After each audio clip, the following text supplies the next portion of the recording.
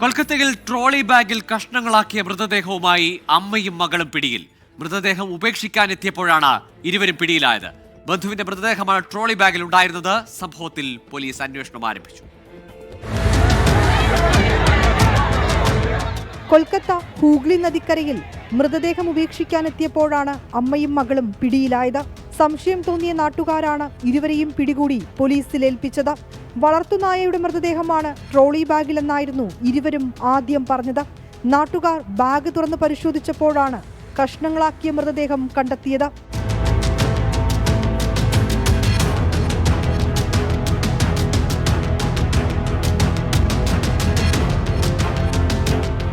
സംഭവത്തിൽ ഫാൽഗുനി ഘോഷ്, അമ്മ ആരതി ഘോഷ് എന്നിവരെ പോലീസ് അറസ്റ്റ് ചെയ്തു.